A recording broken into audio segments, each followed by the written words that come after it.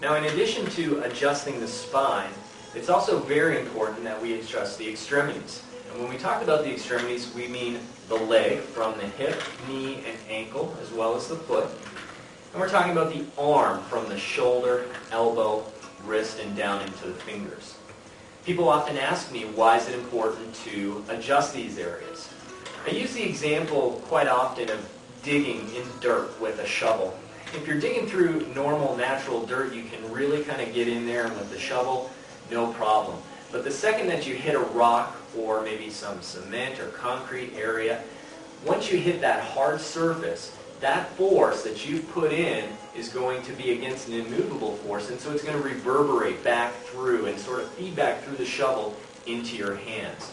Well, when we consider the legs, and every time you take a step, that leg is designed to dissipate some of that force from the impact that you receive every time you strike the ground. With the arms, when you're sitting there and using, whether it be typing or throwing things, proper movement as well is going to depend on how efficient you're able to perform certain activities. So I tell people adjusting the extremities allows the body to dissipate forces that would otherwise then be transferred from those extremities right into our spine as well as our spinal musculature. So if we can dissipate them before they even get to the spine, then we can keep the spine more protected and more fluid in its movements. Now when we adjust the feet, we start out, or the leg, we start out at the feet area. Then we move into the ankles, the knee, and the hip as well. Adjusting into the feet is quite simple. We've got about 36 different joints, and we want to make sure that there's proper movement in all those joints, or as many that we can achieve. And so we have a predefined number of adjustments and method to achieve mobility in those.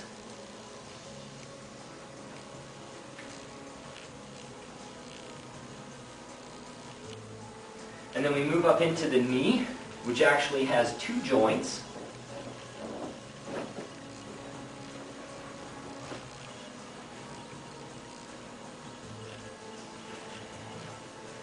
And finally, in the hip area, we want to do just some basic distraction in through there.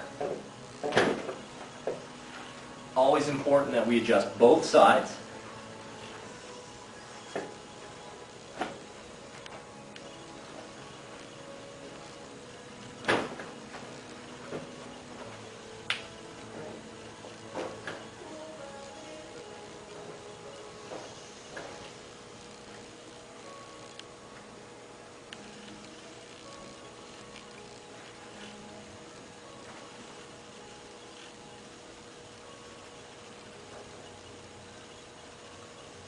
And then up into the knee.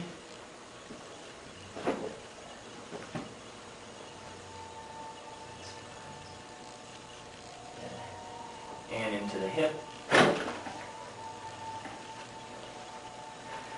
Then we move into the arms. In the arms in particular are the bones of the wrist. So we're going to be feeling around to see what doesn't move. And adjusting in those areas, as well as the wrist bones.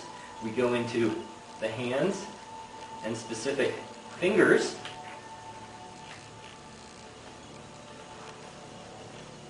Then making sure that the elbow is properly aligned.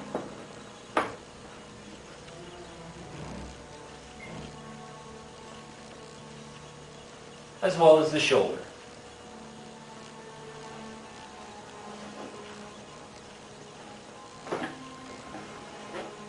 Again, on the other side, just to make sure balance is restored.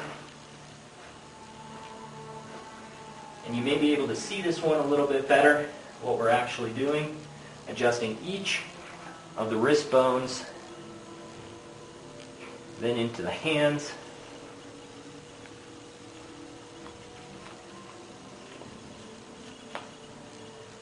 Up into the elbow. And then the inside of the elbow. And finally, into the shoulder.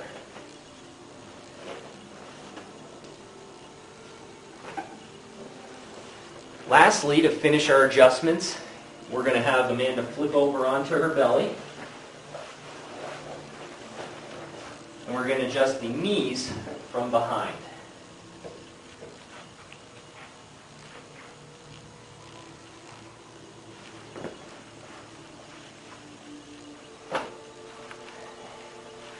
And then you'll probably be able to see this one a little bit better.